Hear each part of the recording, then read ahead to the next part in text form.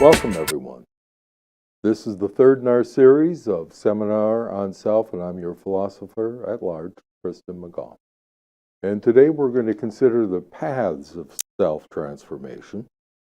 Just as the last time we considered the process of self-transformation, its twofold aspects of self-realization and self-cultivation leading to self-transformation. And before that, we dealt with the fruits of self-transformation. And the reason I did that, of course, is to show what the purpose is for all of this. What's the purpose of self-transformation? Well, it's to attain happiness. To eliminate the conditions of suffering in your life and to attain happiness, or what the Greeks called eudaimonia, consists of four things: enlightening mind, endearing heart or love, empowering will, and emancipating life by what you do. So, the process for attaining these transformative states of the psychophysical self, or the personality, if you will, starts with realizing the 10 dimensions of self, which we went over, then cultivating them in the 4 different gardens of wisdom, virtue, serenity, and skill. And if you would, take a look here at the gardens of self-cultivation and their fruit. The goal, of course, is happiness, and that's attained through having an enlightening mind in which you attain wisdom and insight into the world, your life in it, and the greater life surrounding us all. As well as the other 4, or the other 3 gardens of the 4, including virtue or character, which is built through your empowering will, as well as the serenity and bliss that you attain through your endearing love, often called the heart. And then there is the skill and power that is attained as permanent fruit, leading to emancipating life for yourself and for those whom you touch. This is the process of self-transformation where boredom and banality, the mundane and mediocre, are transmuted in the cauldron of conscious awareness into the discovery of truth, beauty, goodness, and power. We spoke of the key to unlocking this conscious awareness with the tool of thought. I am conscious of being conscious. I want to make a note here. The Sanskrit word mantra consists of 2 root words, man and tra. Now, man means thought in Sanskrit, and tra means tool or device. So a mantra is a tool for thought. It helps to regulate your mental content and direct your thinking. It's similar to the Sanskrit yantra, which some of you may be familiar with, from the yarn, meaning to sustain or support. So a yantra is a visual device or tool for sustaining or supporting your meditation, as a mantra is most often an auditory device. Lastly, a related word, tantra. Tantra comes from the root tan, which means to expand or to stretch. And so Tantra is a tool or a set of tools, theories and practices, being part of it, used to expand consciousness into its many dimensions. What you are here and learning, therefore, can be used for your own personal Tantra, your unique way of consciously expanding into the world in all its finite and infinite dimensions.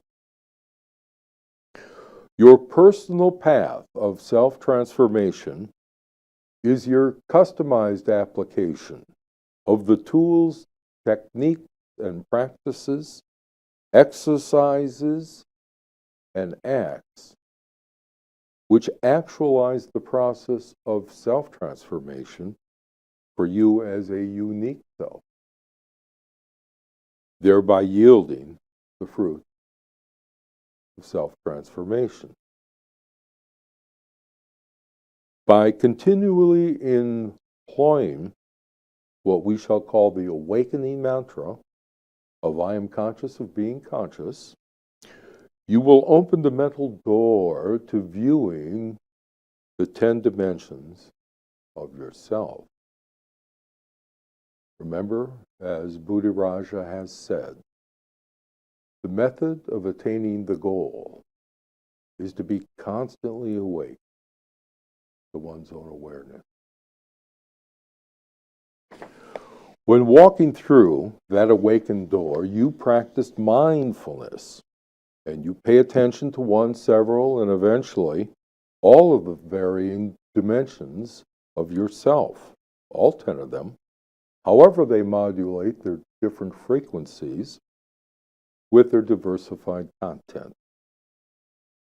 Paying close attention to one's contents of consciousness leads to discovering the ground of uninterrupted consciousness that makes possible the flashes of awareness you have in the differential frequencies as sensations, emotions, thought, intention, considerations, recollections, imaginings, volitions, etc. The one abiding, though ever-changing reality underlying your states of consciousness and all their diverse contents is your intractable sense of consciousness being identical with itself. This sense of selfhood, intelligible and articulatable as I am, is an everlasting endurance in your consciousness. In fact, it is felt as the most self-evident axiom in your life, this I am. When you activate your sense of I am by unsealing its potential to become awake to its own power through the awakening mantra, you have raised consciousness exponentially.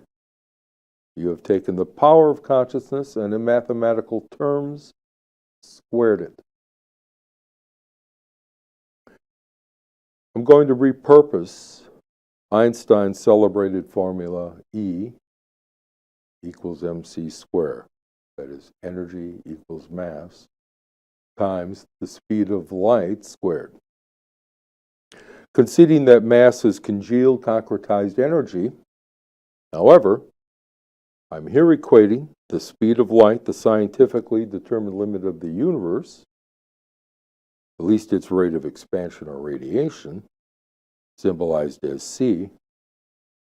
I'm going to associate that with consciousness. In essence, successful mindfulness gathers the cognitive mass of the sum of your physical body's sensations, your emotional body's affections, and your mental body's thoughts, and multiplies these by the conscious light of self-reflection, which is the squaring of your awareful consciousness by your awakened consciousness, thereby yielding and releasing the energy for self-transformation. Your individual path of self-transformation is the unique way you convert the contents of your consciousness into the fruits of your individual happiness. However, to understand what the contents of consciousness are that you utilize for transformation along the path, we need to first take a look at what consciousness is. Consciousness consists of 5 primary modes, all of them happening at once, with most of their complicated contents being concealed while each person focuses on some particular sight or sound, feeling or thought, desire or deed that occupies their attention. While something is revealed to the person's attention. What is not revealed is concealed. This paying attention to something while not paying attention to the rest of everything else is captured in a common adage, out of sight, out of mind. We experience segments of reality at the cost of not experiencing everything else. Such is the nature of finite conscious being. However, what we do experience of the world, we attend to through ourself by way of consciousness in its 5 forms. The capacity to attend to things, to pay attention to something, whether externally aroused or internally generated, is what is termed liminal consciousness. Your everyday consciousness of things that you're aware of, such as being aware of my words right now, or maybe the call of somebody across the room. In brief, one's liminal consciousness is whatever one is awarefully attending to at any given moment. And its contents are always subject to change. What we have already been aware of, because we've experienced it as part of our past, is collected under a veil of subliminal consciousness, where most of the consciousness lie, like a submerged iceberg, either as part of what the Freudians called the preconscious or as part of the unconscious. Now, the preconscious is what we can readily access, like the name of your first pet or the sum of 2 plus 2. The unconscious contains, like the preconscious, contents of past experiences and past learnings. However, the unconscious includes many contents that may never surface. Some of these are too painful to recollect and are consequently repressed in order to preserve liminal order, though not necessarily interliminal harmony. Some unconscious content are confabulations born from connections consciousness makes without coming to the brink of superficial liminal consciousness for a breath of air in the sunshine of awareness. Consciousness can create without awareness that it has. The unconscious, like the body, has a lot of automatic processes and functions serving to determine and regulate the functioning of its system. But here, the system is the mind rather than the body.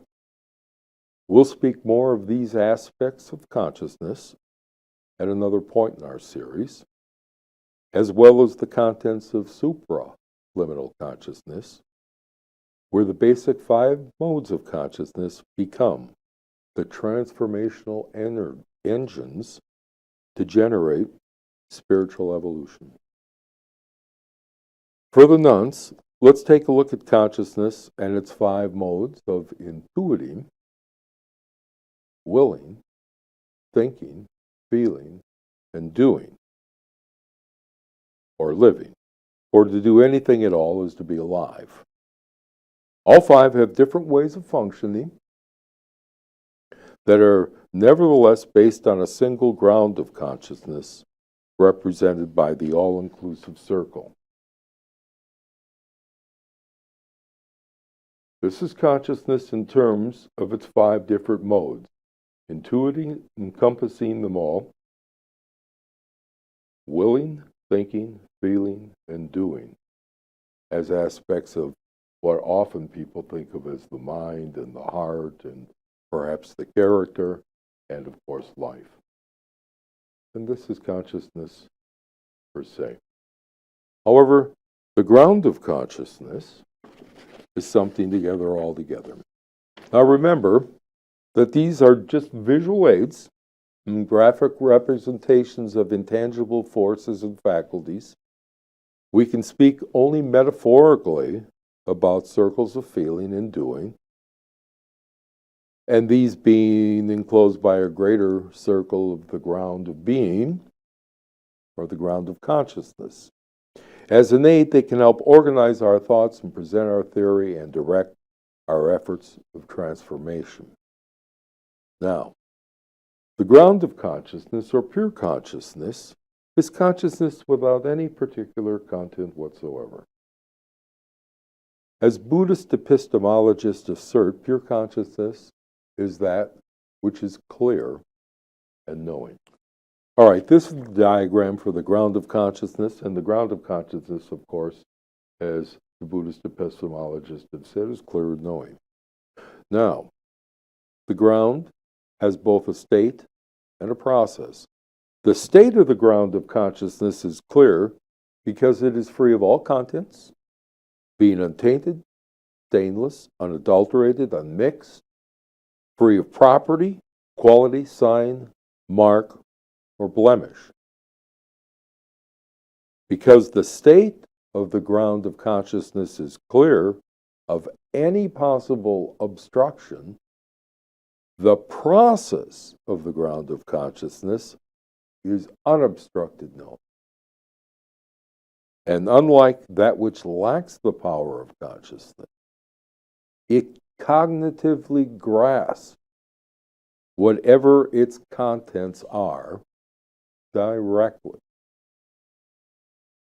How does consciousness grasp its contents directly? Let's look at the nature of consciousness in order to answer our question.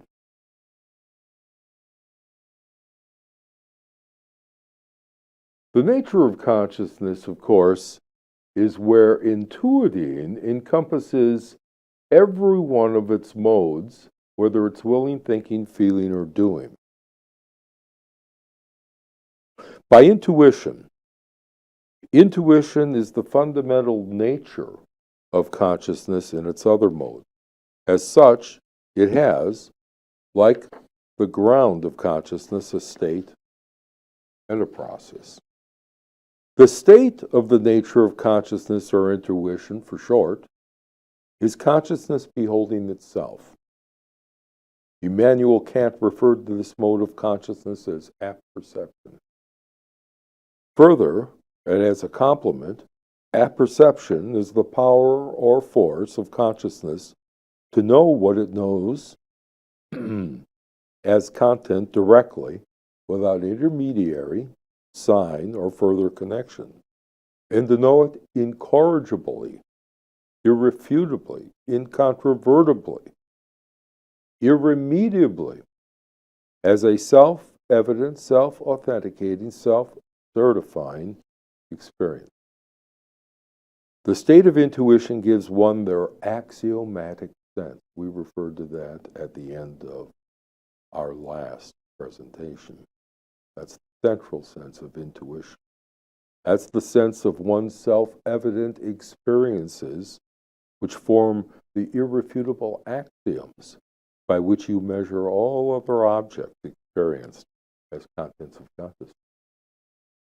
For intuition is at once the clarity of knowing and the certainty of knowing directly.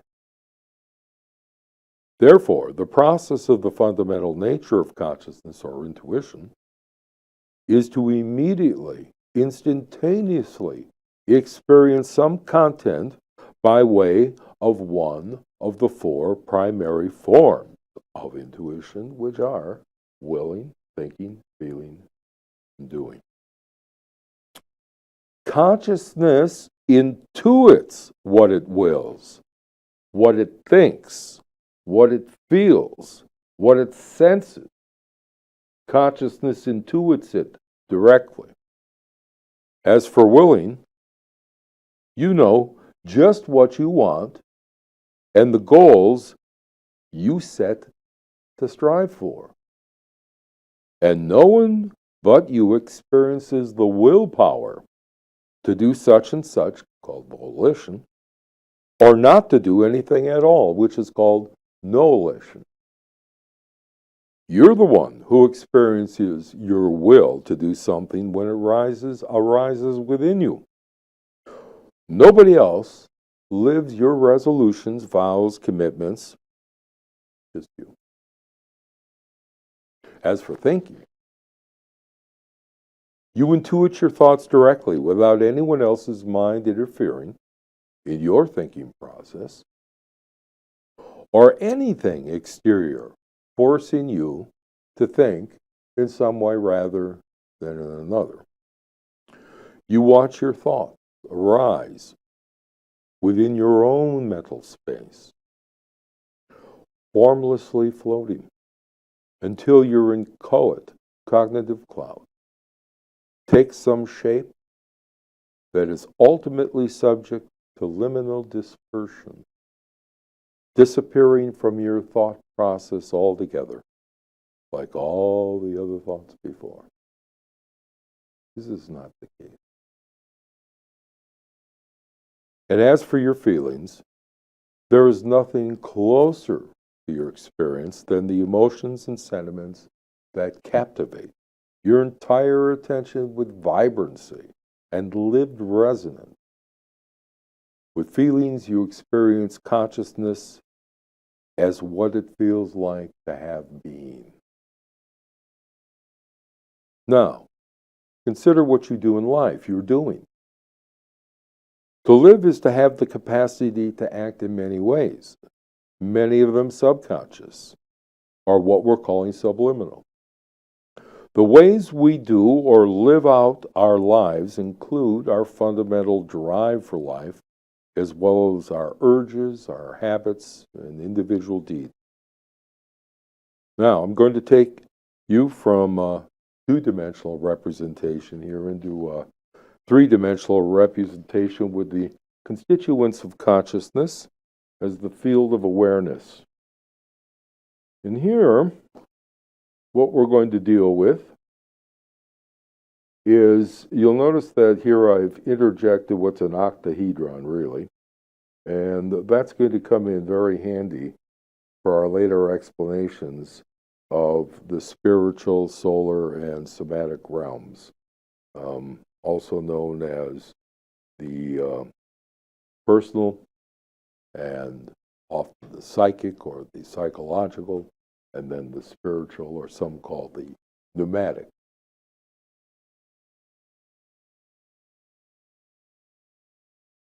You'll see that the aforementioned apperception is the crown of the diagram, here represented as apperceiving, as with everything else, in terms of it being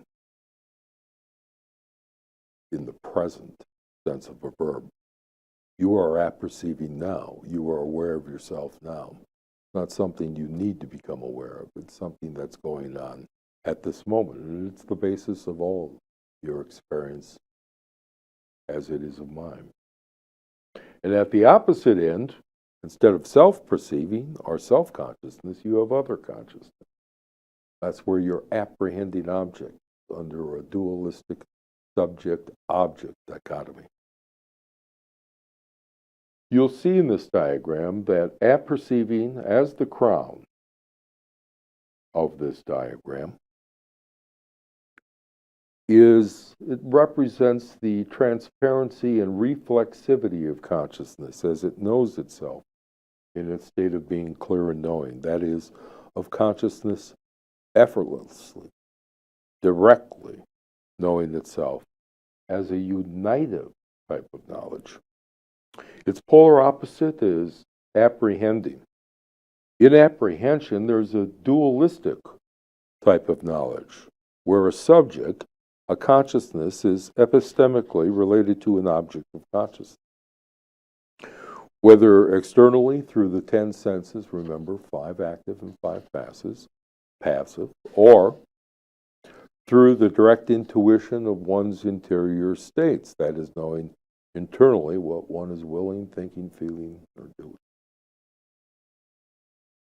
So, we're going to move on here to looking at what are the contents of consciousness now that we understand a little bit better of things that are occurring within the realm of the mind by way of intuiting and things we're apprehending. as objects, either in our external environment or our internal world. And at the basis of all of it, we are directly aware that we are aware. Everything is perfectly mirrored and reflected.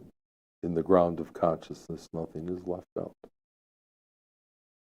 However, in the contents of consciousness, we see that there is the experiencer, which is each of us, as that ground, which is aware that we are aware.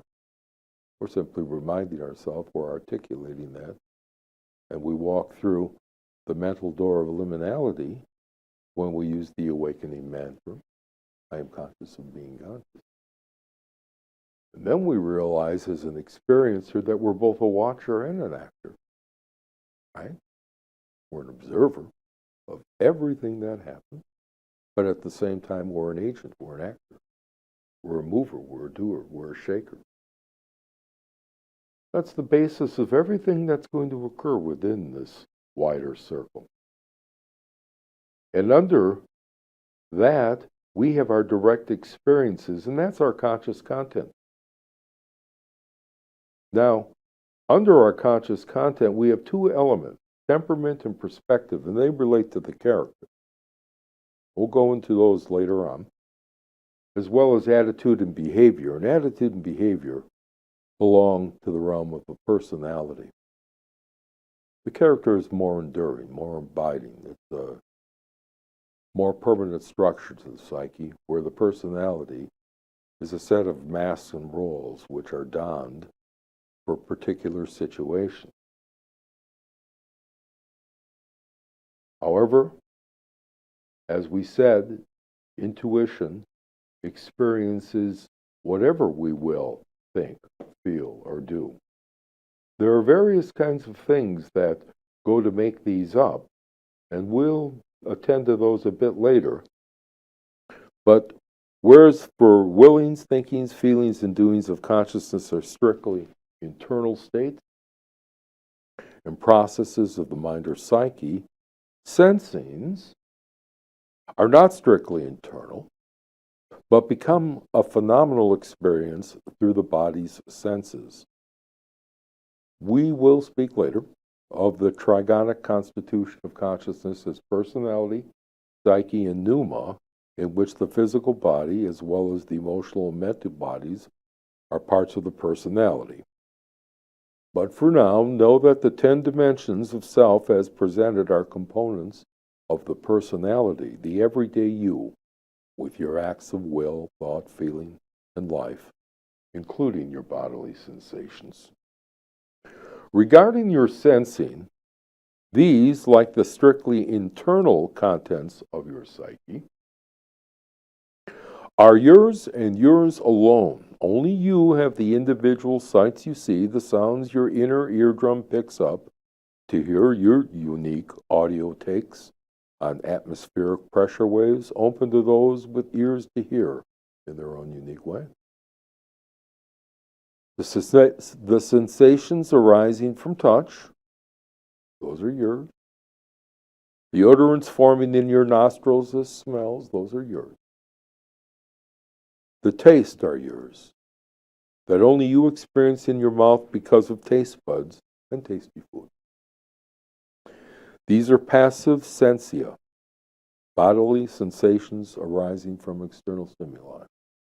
However, sensing is not just a passive affair, as we well know. There are also active senses that allow you, as a human, the powers of locomotion by your feet, manipulation by your hands, speech through your vocal cords, procreation through your genitalia, and elimination through your bowels. No one has to tell you when you're doing any of these things. You know it intuitively by the active sensia of your bodily experience. Well, here's a fuller diagram representing the nature of experience. Once again, we have the experiencing agent as the ground of consciousness, the ground of everything, which I have as an all-inclusive circle, but I put it at the ground in order to call attention that it actually is the basis of all experience, that is, the experiencer? Who is the watcher and the actor? Take a close look at that. That's the ground of consciousness. And as a watcher, you have three aspects. I mentioned the trigonic self. This is the first inkling and introduction to it. In your everyday empirical experience, the experience of your personality in its 10 dimensions, you're an observer. But you're also a performer in that empirical experience. You're certainly able to perform certain roles, to perform certain functions, and to perform in certain physical, social, communal, artistic, technical, and other acts. On the next level, which relates specifically to your psyche or to your soul, as it's been called, is the reflector in your epistemic experiences. That's the ability to behold the things we're talking about. When we're talking about realization of yourself, we're talking about your power of self-reflection, your ability to reflect on yourself and your contents of experience. All of these things. You have that ability as a reflector. And co-founded with that, you are a mentator. Mentation is a form of acting. That is part of you as an actor. You don't just perform through your body and bodies. You are a mentator. That is, you are epistemically engaged at a psychic level, at an internal mental level, where you are generating thoughts, feelings, volitions, and actions as a mentator. Later, you may perform some of those. Just like later, the things you've reflected on, you may observe in your environment. At the basis of everything is the illuminator. That is self-consciousness. Consciousness is, as it's often been compared, the flame that disperses the darkness. You have a dark room. All of a sudden you turn on a flashlight, you flick on the lights, or you light a candle. Where does the darkness go? Analogously, consciousness is light.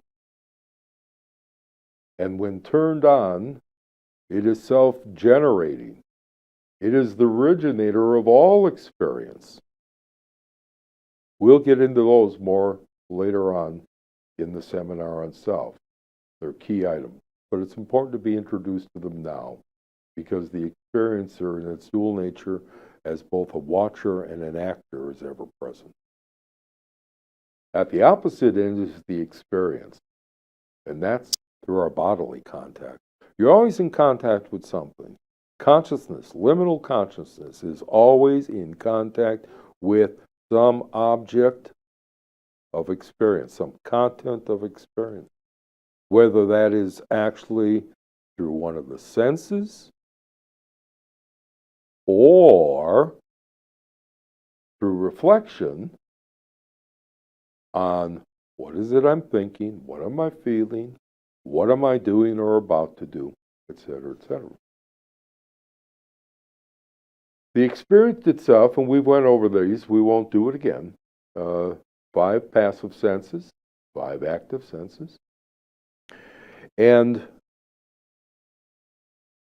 to expand now and end our seminar for today, we're going to take a look at a fleshed out version of what might be called the structure of your contents of experience consciousness. And here you're going to see what I had referred to before as the temperament and the perspective. And these relate more to the character. And these relate to your personality. These relate more to your soul. These relate more to your everyday involvement in this world. And so From the angle, they're radical imprints. Now, the Hindus call them samskaras. They are deep impressions, and they become motivational predispositions. Everything you've ever experienced is grouped in your consciousness in one way or another, and you've experienced in these various circles or buckets, if you will. But in terms of your temperament, the things that are more enduring and the things that orient you in the world are basically four. They're your firm temperament, which is your regulative imprint set.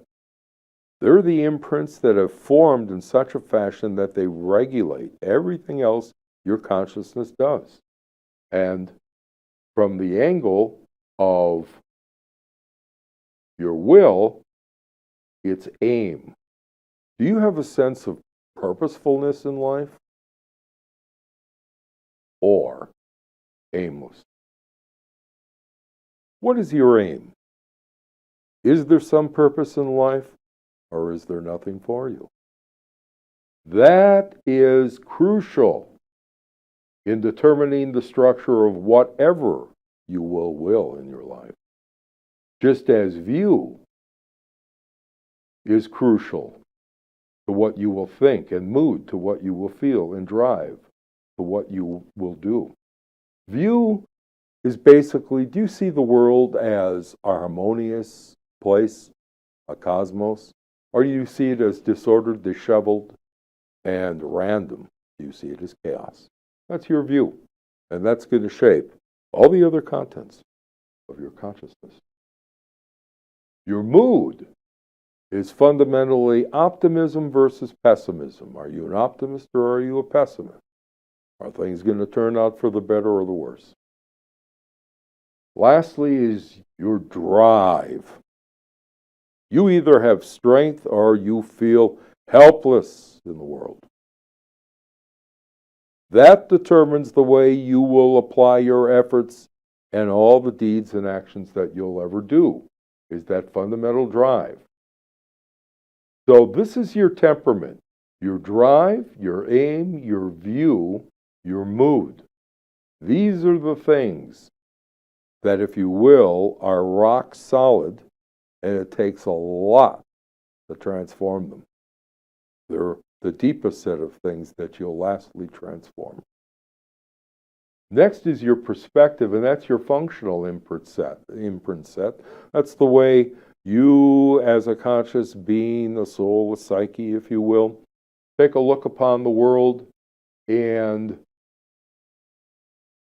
the way you look upon the world is always a structured way. So they're your functional imprint set. And so here you have your commands, which are your conative compulsions. They're your will compulsions. They're the things that you feel compelled to do in life. It might be to serve your family. It might be to serve your government. It might be to serve your country. It might be to serve your God. These are the things that you feel are motivating imperatives in your life. And as you can see, they're pretty strong and they're not easily changed. Like the temperament, they're rather fixed. And that's why they're radical imprints. And they're motivational predispositions. They predispose you to do this. So, those are matched, of course, by your opinions with your thinkings, and that's your cognitive fixations. You're usually given these by way of indoctrination, through education, through religion, through political ideology, through demagoguery, through all kinds of sorcerers and hypnotists, particularly the ones on television, because they are the ones that are adept at making apprentices of us all. Passions are your appetitive, obsession. Urges are your physical addiction. Now, these addictions can be everything from your need to breathe the next full lung of air, or it can be a chemical dependency, whether it's on sugar, caffeine, or any other. However, in your everyday life, you have empirical impulses Hindus call these vasanas. These are your motivational dispositions. They don't predispose you to do something. They sort of incline you to act every day in a particular way. You got certain things that form your attitude. And your attitude are four things: commitments, beliefs, sentiments, and habits. And as you can tell, of course, these relate here. So if we take a look at your commitments, those are your vow resolutions. And they can be everything from, you can take religious vows, marital vows, vows to your company, sign a contract, give your word. These are all your commitments. Then, in terms of your thinkings, and I've got technical words for these too, but for the time being, let's just go with the standard English. For your thoughts and your thinkings, there are beliefs, and those are your mental assumptions. These are handed you from elders and from peers and from textbooks and other authorities. Sometimes you sift through the contents and you find logical inconsistencies and reject certain assumptions, and sometimes you do not. And whether they're checked or they're unchecked, your beliefs or your mental assumptions, just like your commitment, are the assumptions you make with your will. And of course, those are contrasted with your sentiments, which are your emotive inclination. And these sentiments, like beliefs, are layered, just like commitment. Everything is layered, sedimented, one on top of another within these various circles or faculties of function. And then lastly are your ingrained reactions, your habits. So those constitute your attitude. Now, your behavior, what you actually do, like what I'm doing right now, this is a deed. Right? But I have certain emotions that I have certain thoughts, and I have a certain intent. For instance, I might have a pedagogical intent, or I might have a discursive, or I might have just an intent to get to the end of this. But I have an intent. And so that's your behavior, and that's your ostensible impulse set. These are things that you can observe. You observe people's deeds, right? And you can usually say, oh, they look mad, right? You can see an emotion. It's usually flashed across the face or some other form.